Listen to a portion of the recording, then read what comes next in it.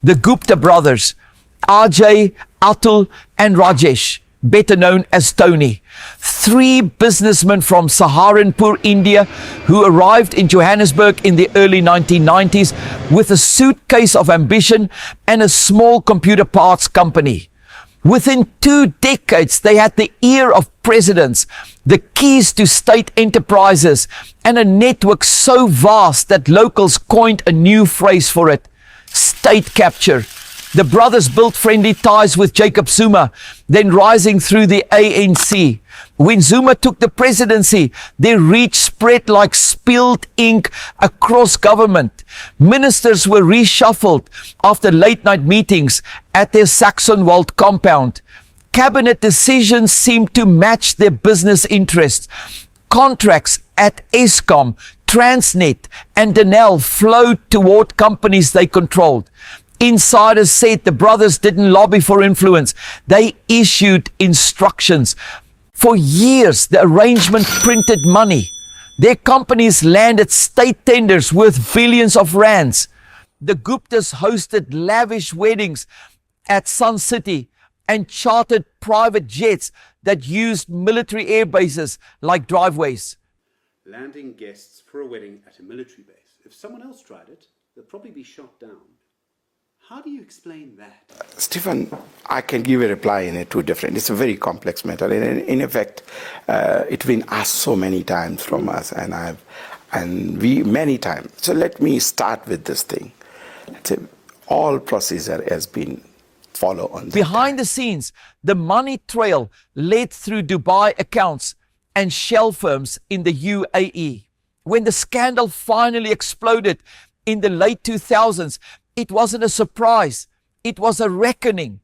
The Zondo Commission dug through mountains of emails and testimony showing how public enterprises had been drained of roughly 100 billion rand. Interpol issued a red notice. South Africa sent an extradition request to Dubai. The Gupta brothers are in news again. They have been nabbed in the UAE following a global cat and mouse game. But in February 2023, a simple bureaucratic failure, one missing arrest warrant, let them slip away.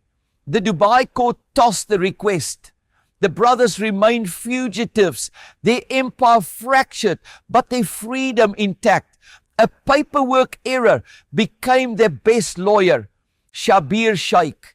To the public, he was Jacob Zuma's financial advisor and longtime friend. To prosecutors, he was the paymaster of an arms deal bribe network. Shaik helped arrange a lucrative defense contract commission for a French company and allegedly kicked back cash to Zuma. In 2005, Judge Hilary Squires found him guilty of 2 counts of corruption and 1 of fraud, describing his actions as a sustained pattern of venality. 15 years in prison. He served only 2 years and 4 months. The reason? Medical parole. Officials said he was terminally ill with days to live. That was in 2009. More than a decade later, reporters still spotted him shopping and walking freely around Durban. The so-called dying man outlived public trust in the justice system. His early release told South Africans a simple, bitter truth. A well-connected convict could turn a 15-year sentence into a long weekend. John Fikile Block, once the most powerful politician in the Northern Cape, he chaired the ANC provincial branch and controlled contracts that kept entire towns employed.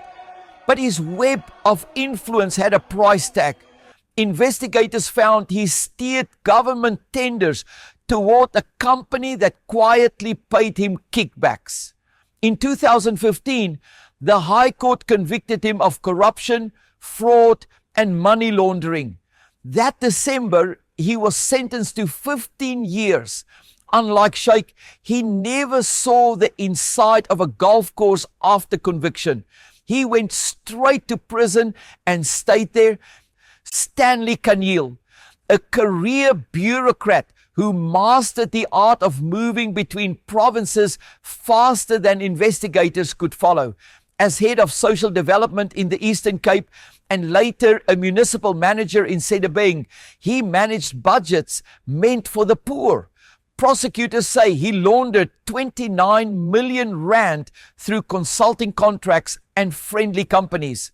When the Hawks closed in, he was already working in another province, another office, same salary. Arrested in 2020, charged with fraud and money laundering, Barry Tannenbaum, born into one of Johannesburg's respected pharmaceutical families, grandson of the founder of Adcock Ingram. In 2005, he promised investors an easy miracle, profits of 200% a year importing active ingredients for AIDS medication. The story was plausible. The contacts sounded real. Lawyers, doctors, and CEOs wired him billions. On paper, returns poured in. In reality, it was a Ponzi ladder. New deposits paying old interest. No factory, no shipments. When the web unraveled in 2009, losses reached 10 billion rand, the biggest private scam in South African history. By then, Tannenbaum had already moved to Australia.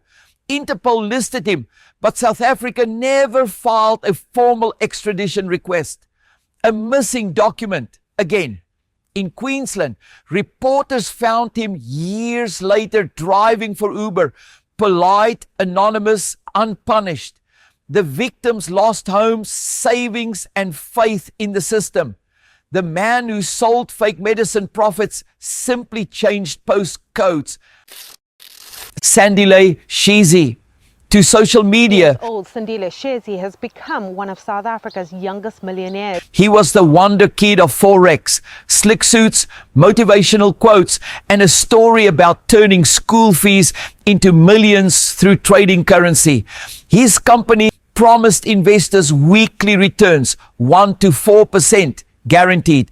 Regulators later found no trades, no profits, just deposits funneled into personal accounts. The Financial Sector Conduct Authority stepped in, fining him 1 million rand and banning him from financial services for a decade. Mandla Lamba, once known as South Africa's youngest billionaire, a self-made mining mogul, according to magazine covers that never checked the mines. In truth, he built a paper empire of fake deals and false resumes. When police dug deeper, they found charges of fraud, culpable homicide, and reckless driving.